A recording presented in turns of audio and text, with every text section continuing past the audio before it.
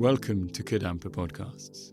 These podcasts offer practical solutions to daily challenges and help guide us to a happier and more peaceful state of mind. In each episode, you will find an extract from a teaching given by one of various Kadampa Buddhist teachers worldwide. All these teachings are inspired by the profound wisdom of Venerable Geshe Kelsang Gyatso Rinpoche, a Buddhist master for our time. We hope you enjoy listening. This session tonight, what we're exploring is this idea of a life in balance from the inside out. And I guess we've just had a little taste of what that means, or at least a little introduction to what that might mean for us over time. But just to kind of begin to delve into this tonight so that we can kind of see how we can practically begin to understand that over time. I think it's true. I have to check for yourself, but I think it's true for all of us that we just long to experience life in balance. Do you know what I mean? Just like a steady state for at least a day. We all kind of would love to have that. Our world isn't kind of at the moment, it would appear constructed to enable us to experience that, but we'd all love that. In fact, there's a multi-million-dollar business that's devoted to that, time management and establishing work-life balance and so forth. And so we'd all love to have that, especially when we look around at the world today, because we just love this world to be a little bit more balanced, a little bit more stable, less uncertain. But unfortunately, it's really out of balance, really quite unstable. And as you can see, as the days go on, very, very uncertain. And so also when you add to that, just the pace of life these days, there's a constant demand on our time, people wanting us to do this, sort that, our energy, getting more and more exhausted doing this and sorting that. And also our attention is so scattered these days. These tools that we're all so familiar with, we're not really consciously aware most of the time how much it's scattering our attention until we have to focus on some project or some activity and we find it very hard to focus and concentrate. And so the kind of culmination of all those different inputs and causes and conditions leaves us feeling quite out of balance most of the time. And if you feel that, like we always talk about in these classes, it just means you're normal, especially in this day and age. You'd be very unusual if you didn't feel that. But I guess that's where we start this from, is we still have to live in this world as it is, though. We do have to live in this world as it is. And I guess what we feel is I can't really be truly at peace and happy unless this life gets a little bit more in balance. If things get a bit more in balance, then I can be at peace and happy.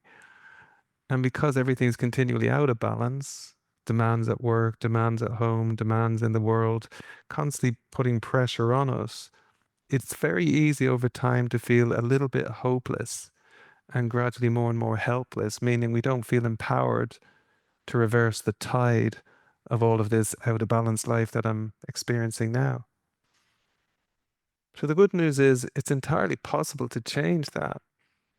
It really is entirely possible to change that. No matter what's going on in the world, it's possible to feel like your life's very much in balance, not out of balance, regardless of what's happening in the world. And that's what we're here to explore tonight. It's what we're here to explore in this series. It really is, as I'm often trying to encourage these days, it's like you've kind of pressed pause on life.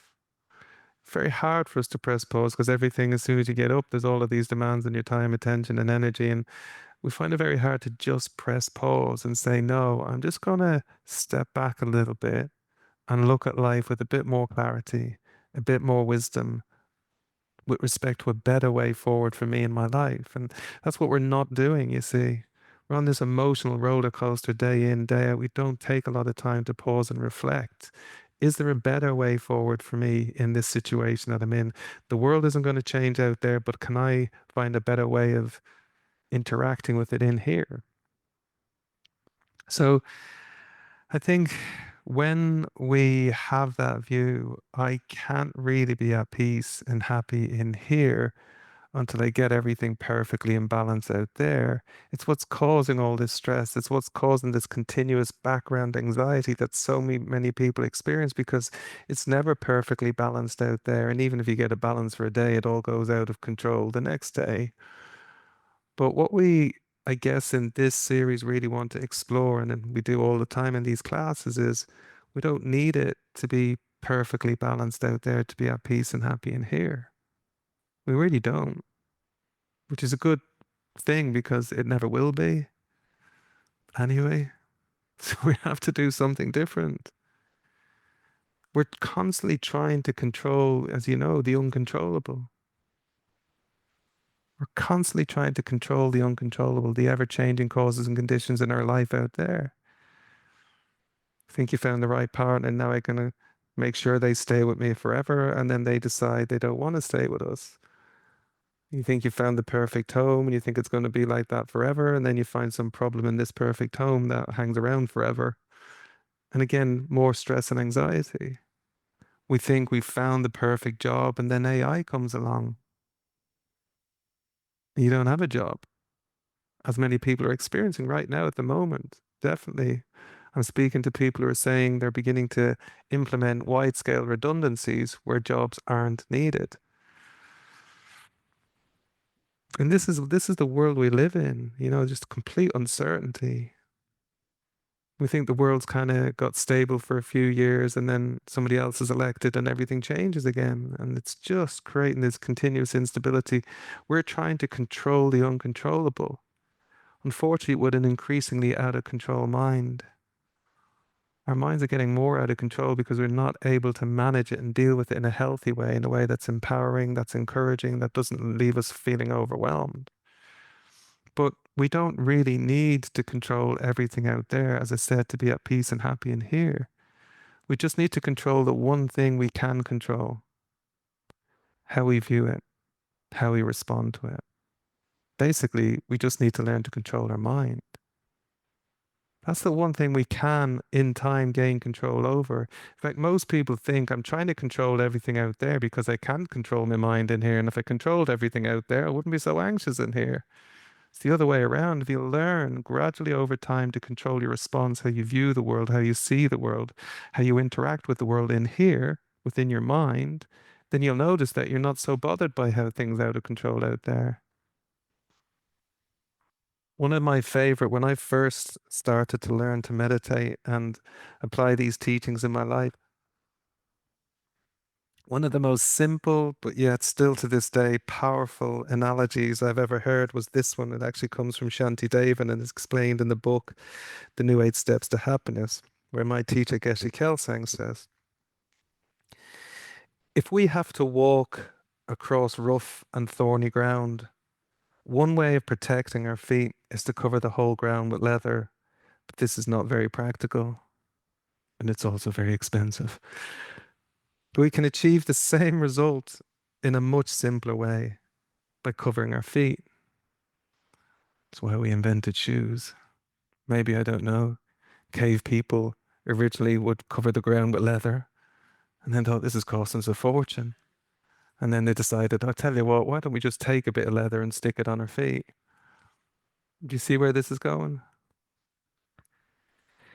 Similarly, if we wish to protect ourselves from suffering, we can either try to change external conditions to make them conform to our wishes, or we can change our mind.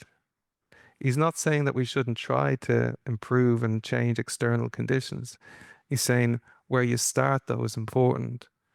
If you just focus on just controlling the external conditions without learning to control your mind, it won't really make a difference how perfect you get it out there. You'll still feel out of control in here, even with the slightest little thing going wrong, because our minds are out of control. Until we have been trying to change the external conditions, but this clearly has not worked. Now we need to change our mind. Simple. Session over. Now we need to just learn to control our mind. That's it. Our lives would be nowhere near as complicated as they feel at the moment. We're constantly trying to create these new gadgets and these new techniques to be able to control everything out there, as opposed to taking control over the one thing we can gain control over time, our own mind, how we view the world, how we think about the world, how we feel about the world and ourselves, others, and life. We can change our mind. That making sense? Otherwise, it's just exhausting. That's why we're so exhausted. Yeah, we get it right for a day and get our life in perfect balance for a day, and then your boss gives you all this work the next day and your life goes completely out of balance. Or somebody in your family's kind of like everything's going well in your life, and then they just drop this big problem they're having in your lap and say, "Can you help me with it?" And you're like, "Oh, just can't deal with all of these constant changes out there." And the world is moving so fast, like so fast. The rate of development in the external world, we have never seen this before. It's why people are struggling so much with their mental and emotional well-being. If they want to control it, but you can't control it. AI is progressing at a rate that we can't even begin to conceive of at the moment. But how quickly it's progressing, it's not going to be in the next 10 years. It's in the next year. How much it's going to impact everything we do in our life. We're not prepared, are we really? If you think about it, we really aren't.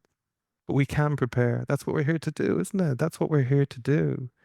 It's to be at peace with life no matter what's going on in life. That's what Buddha taught these teachings over 2,600 years ago. He didn't teach it for Buddhists, he taught it for people. Because people struggle with life. But people think I need to control it all out there, put leather on the ground. And Buddha said, no, you don't need to put leather on the ground. You don't need to control it out there. Just learn how to control how you respond to it, how you react to it in a peaceful, positive way without feeling overwhelmed by it. Then you don't have a problem with any of it, really, in time. And then if you're anything like me, there's that little voice in the back of your mind that's saying, it's easier said than done, though. Do you know what I mean? It's easier said than done. Okay, so you're saying if I control my mind, I'm at peace with life, I'm happy. But it's impossible to control my mind. So how am I ever going to be at peace with life? I'm happy. It's easier said than done. And, you know, in the job that I do, that is probably the most common and understandable thing that everybody says. It's easier said than done, as you all know. And some of you are very regular here. You know what it's like. That's the way we feel. It's easier to say it than to do it, to control your mind in difficult situations. And for so long now, I've been thinking about this, and why is it that people keep saying that? Because it's true that everyone has the potential to live with deeper peace and happiness in life. That is true. Like everyone has this incredible potential within their mind for the deepest peace and happiness over time. That is true. So why is it everyone really deeply doubts that it's possible to control your mind in the midst of this out of balance, out of control world? Because we have no familiarity with the method that enables us to do that. Or maybe some of you have some familiarity with it, but it isn't a priority in how you live your day in life. Because if we were to prioritize the method that helps us develop that and maintain that peace of mind and happiness, no matter what's going on in your life, we would know it's possible. It's not always easy because life ain't easy. It's definitely possible though. So what are we talking about? Let's say the theme probably for me of the last year of teaching has been this constant discussion about our life being out of balance. And that's what we're seeing in the world. We think we're seeing all of these difficult situations, difficult people creating more difficult situations for more people in the world. We think that's what we're seeing. What we're really seeing is the symptoms of our lives being out of balance. What I mean by that, there is a significant lack of balance between external activity, accomplishment, and development, and inner growth and development. This part of our life we've basically thrown away. Like I've been saying recently, we spend much more time looking at our phones than we do looking at our own minds. In fact, most of the time we spend looking at our phones to avoid looking at our minds, to get some relief from our busy, distracted minds by turning to our phone and increasing the busyness and distraction in our mind. And that's the challenge in the world today. That is why people are struggling, whether it's mentally, emotionally, even physically. It's a result of our life being out of balance. We need to focus on external activity. We need to focus on external accomplishment. We need to focus on external development. Of course, nobody's saying we shouldn't do that. But it's when you prioritize that exclusively in your life and you think that's where happiness is going to come from when I get it all right out there. That's when you start to experience this imbalance in here. It's true, if you focus on external development, so you get a good job, got some decent amount of money and resources in the bank, you have a nice home in a nice part of Dublin or Ireland, for those of you on live stream tonight. If you have all of those things in your life, you've got plenty of resources to go on holiday once or twice or 3 or 4 times a year. Some of you are looking a bit tan tonight, by the way. Have you been on holiday? I'm not looking at any faces, but some of you are definitely looking more tan than normal. Was it sunny today? I don't know.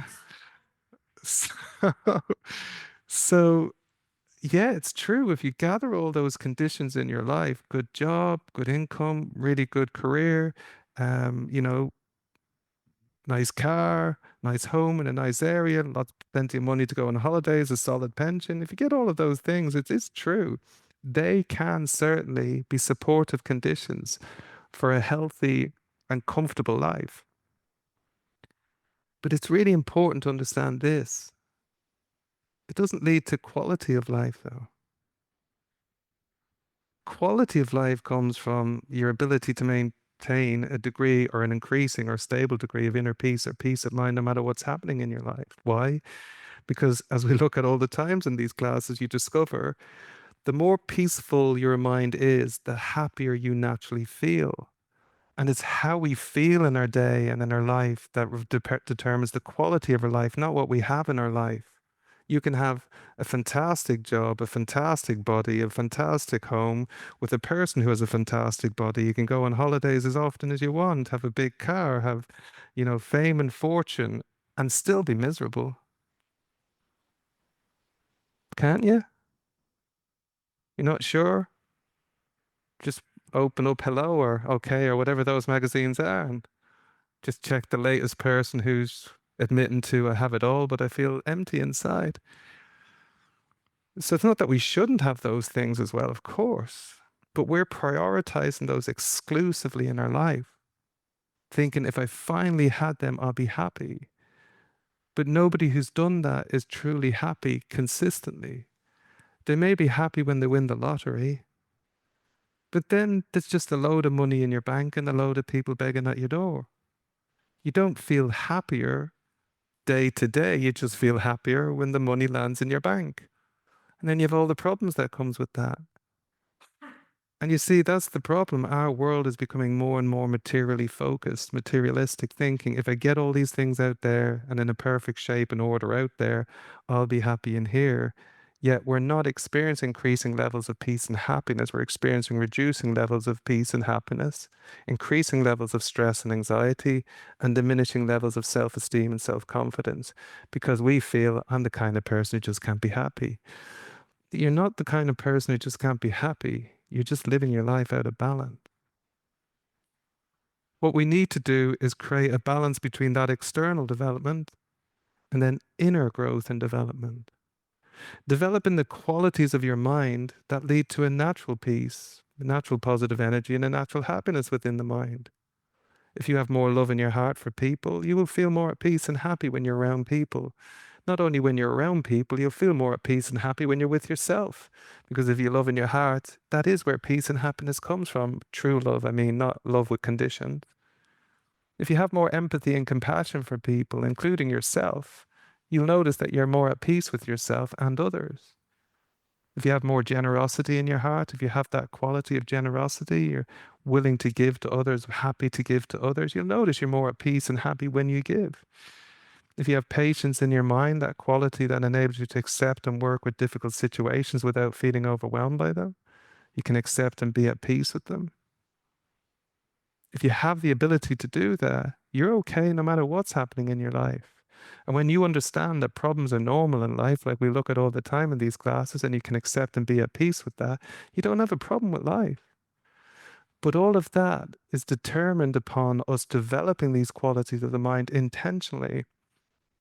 If we don't develop those qualities of the mind when things get tough, we don't have the patience or the ability to accept them or the resilience to bounce back for them. So it doesn't feel like we're falling on a, what do you call those things? Trampoline. And we're bouncing back off. It feels like we're falling on hard, solid concrete because we don't have that quality of patient acceptance that can accept and work with difficulty and bounce back from adversity because I can accept it and be at peace with it. If you feel inspired by this podcast, then dive deeper into timeless wisdom of modern Kadampa Buddhism by following the link in the episode description. We look forward to reconnecting with you in the next episode of Kadampa Podcasts.